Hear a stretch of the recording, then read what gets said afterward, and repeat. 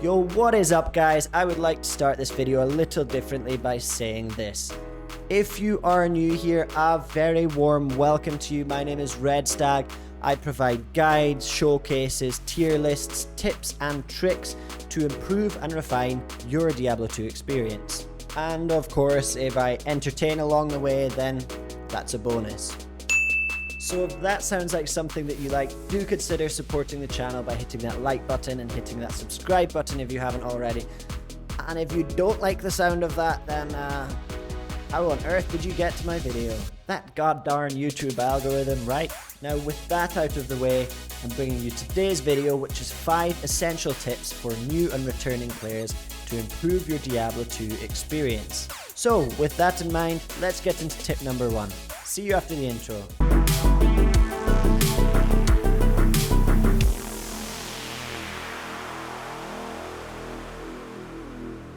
Tip number 1. Stat and skill point distribution. Unlike, for example, Diablo 3, in Diablo 2 you have to pick and distribute your skill points wisely. This is because at level 99, which is very difficult to get, as well as all skill quests completed, you still only have 110 skill points to allocate in your skill tree. Individual skills can go to a maximum of 20 with hard points. And when you combine a main skill with its synergies, you can very easily see how the 110 points will not allow you to max out all of your skill trees. This is why it's generally recommended to pick a skill tree or build path and focus on one main spell and all of its synergies to maximize your damage output. You do get 3 free opportunities to respec your character, that is, reset all of your stat and skill points to redistribute them again, and this is after you complete Act 1, Quest 1 in Normal, Nightmare and Hell. Now don't fear, if you still want to respec after completing these and using up this, you can still respec by either farming or paying for a token. Of course, this is going to cost you either time or currency, and therefore I would definitely recommend try and use your respecs and distribute your skills and your stats appropriately from the beginning to avoid running into that situation. I will go into more detail on good starter builds in another video, so stay tuned for that. But when it then comes to stat points, there are some best practices for how to distribute them. Looking at stat points, we have strength, dexterity, vitality, and energy. Every level will give you 5 additional stat points to distribute how you please. Now looking at strength, strength determines how much damage you deal with a melee weapon at approximately 1% of your weapon's damage added per point. But more importantly, strength allows you to wear heavier armor, also known as elite armor, and also heavier, stronger weapons to increase your damage. The typical build path here and strength distribution is usually enough strength to wear your gear and not a single point more. Now looking at dexterity. Dexterity is all about chances to hit. That is both your chance to hit a monster and the monster's chance to hit you. This is in the form of attack rating and defense, which each point of dexterity improves. Dexterity also plays a crucial role in ranged weapons. You often need a certain amount of dexterity for throwing items or for bows, but additionally each point also boosts your damage to ranged weapons, whereas strength boosts your damage to melee weapons.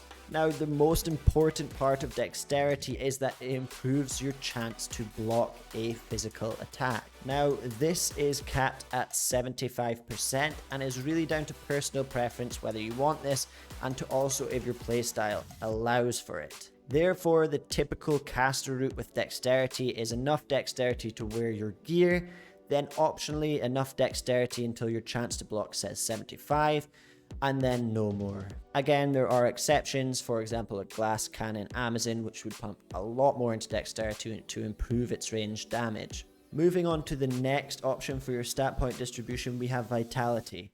Now vitality improves both the life and stamina of your character and is arguably one of the most valuable stat points in the game because the base health pool of characters is typically very low. Now with how much points to put in vitality, pretty much any spare point you can afford should be going here for survivability. And the final one, we have energy, which is purely used for increasing your mana pool.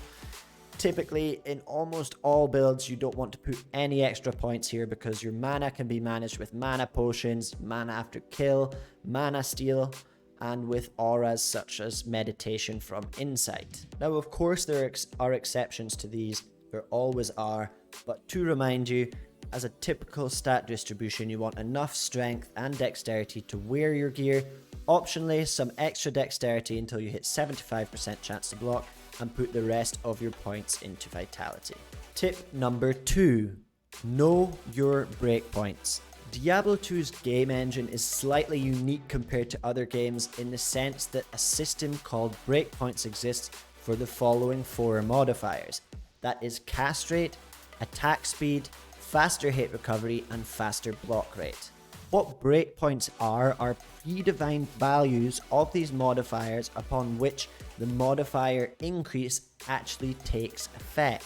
This exists because Diablo 2's base engine runs at 25 frames per second, and these certain defined amount of these modifiers helps push you up to the next frame in terms of animation speed. Now, cast rate, hit recovery, and faster block rate vary across the different characters that you can play. And then increased attack speed varies across the different characters, but also depending on which weapon you are using. An example of this is if we take a druid that already has 100% faster cast rate, even if he was to add 20% more, 40% more, he would see no improvement in the actual cast speed because the next predefined breakpoint is at 163 faster cast rate. Now, this is why it's important to know your breakpoints, to know what breakpoint you want to hit so that you're not wasting faster cast rate stats on other items where you could otherwise get other nice stats. Now, I know there's a lot of characters, a lot of different breakpoints, a lot of different scenarios. I will leave a link in the description so you can see all of the breakpoints very easily, as well as a calculator for you to be able to calculate breakpoints on different characters with different weapons. And to make it even easier, if you join my Discord, there is a useful information section under Diablo 2 Resurrected where you can find all of these breakpoints, and you can feel free to ask me any questions if you're getting a little confused or stuck. Link will also be in the description. Tip number 3, leveling strategies. As the game progresses, your character levels up, you change act, you change difficulties. There are certain areas suited to your level of your character which are optimal in terms of gaining experience. For example, if you're level 20, you will get almost no experience from killing Baal and doing those runs in normal, but once you hit 25, you will get a tremendous amount of experience. There is a full table of what your diminished experience is depending on your location and your character level. I will also leave a link to this in the description below, and there will also be the full table in my Discord. But to avoid you going through that hassle, I will provide you the typical leveling strategies as you move throughout the game and where you should be looking to level. From level 1 to 15, you typically repeatedly clear Tristram. Now, these are often public runs if you're playing online. You can see the name Tristram 1, Tristrun 1, etc. and you just join them as your party. You clear Tristram and you make a next game and you go again. Just for those of you who are completely new, Tristram is found after completing Quest 3 in Act 1 and is found in the Stony Field. Now, from level 15 to 24 roughly, you want to be clearing tombs in Act 2. There are a total of 7 tombs there, of which one of them will contain Duriel, but nonetheless, all of the other tombs have unique bosses, they have unique chests. It's a great source of density, experience, and I can highly recommend clearing these, and they're quite a viable strategy all the way until level 24.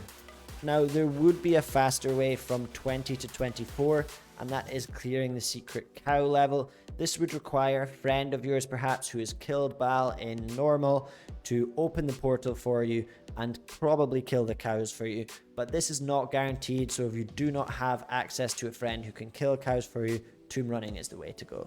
From level 24 to 25, this is really when you should look to do an Act 5, Quest 5 Ancients, and this is because at level 25, which you get immediately after the quest, you will get great XP running Baal runs.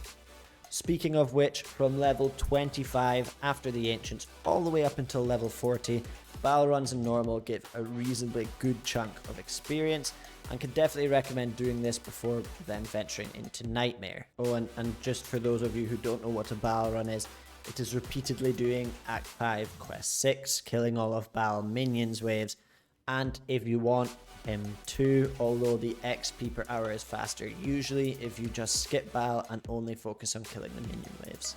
Now the other reason we wait until 40 is at level 40 you can finally do the Nightmare Ancients, which I would then recommend to do. This will take you from 40 to 41, upon which you can then go from 41 to 60 doing Nightmare Baal runs. Now, some people prefer to go above 60 because hell can be quite difficult if you don't have gear already, and that's entirely up to you. But if it was down to optimal leveling strategy at level 60, you would then do this Rite of Passage or Ancients quest at 5 Quest 5 in hell to take you to 61, and then you will be looking to doing Baal runs from 61 onwards. Now, progress with Baal runs beyond even level 90 gets pretty slow. There are more advanced strategies when it comes to this stage, which relies on a bit more team play, but we can leave that for another video. Nonetheless, with this strategy I have just outlined, you should have no problems with leveling up. Oh, I do also have to note here, it is completely viable to just, walk through the game with your pals or by yourself and level up on your way. But this is a good reference that if you find that for some reason your XP is getting slow, you're struggling to level, that you can go back and try these methods I've just mentioned to then bump you up a few more levels before progressing. Tip number 4, magic finding best practices. Now, this game is all about finding the best loot and as efficiently as possible, and there are some best practices when it comes to loot finding or what we call magic finding. One aspect of this discussion is how much magic find should you have on your character. Now, there's no specific magic number, it depends on a variety of things that affect your kill speed, etc. But it is worth noting that magic find towards unique and set items have diminishing returns, meaning your first 100 to 200 magic find helps get you more uniques, more than if you were to get 100 or 200 more after that. For example, as you can see from this diminishing returns graph, which is showing your percent magic find to unique sets, rares, and magic items, you can see that at around 200 magic find, just below, you get double the chance for uniques, and therefore this is a very good basis to start to try and get 200 magic find to double your chance of getting a unique drop, and then from there try and build up magic find or try and build up kill speed without sacrificing the other. Bonus tip, have some magic find on your weapon swap, so you can simply press W, swap to weapons with much more magic find than normal just before you kill that boss or that unique monster. This gives you the magic find where it matters most, on the last hit. Now that you have a reasonable basis for how much magic find you should have, the next part is where you should magic find. Now, there are no set rules for where to magic find. You can in theory just kill everything and things will drop over time, but there are some more popular places and locations to magic find, and that is for good reason. These include any area level 85 location, act bosses, the secret cow level, to name a few. Area level 85 locations can be found in specific spots throughout Sanctuary, of which a full list will show on your screen now with all the respective native potential immune spawns in this location. Now, the importance of these area level 85 locations is that the boss packs you encounter there can drop any item in the game. Let me repeat that for importance. Boss packs in the area level 85 zones can drop any item in the game, which is why you should certainly consider putting these areas into your magic finding repertoire. Now, except for the area level 85 locations, which actually include Diablo and include Baal, you can also look at farming 2 additional act bosses, that's Andariel and Mephisto, because they have a reasonably good drop table, and if you have a teleporting character, these runs can be done extremely fast. Now, as another magic finding option, we have the secret cow level. Now, it is not an area level 85 zone, not everything can drop in the game, but what it lacks in area level, it makes up for with density. There are some builds that are designed to absolutely annihilate cows extremely fast, And on top of that, you typically don't have to deal with immunities out with the boss packs that can spawn there. So it should be easy and manageable for most builds. Tip number 5, picking the right mercenary.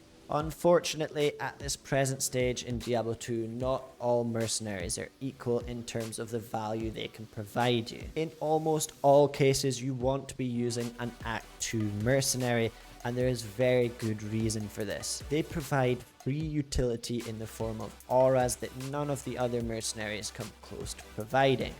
On top of this, some of the most powerful and best value rune words such as Insight, which can provide you mana regen, or Infinity, which can break some immunities, can only be made in polearms, meaning they can only be used by Act 2 mercenaries. As a bonus tip, if you're struggling to keep your mercenary alive when going through the game, make sure to stack him with lifesteal. This way he will be dealing damage and be stealing his life back to help better sustain himself. As a reminder, all of these tips and all of the useful information will be found in my Discord. The link will be in the description, so you don't have to go looking back at this video. You can ask me questions, keep everything under one umbrella. And that's really it. That concludes my 5 tips for the day. I hope you got some value from it. Don't forget to hit that like button, and I will see you in the next video. Peace.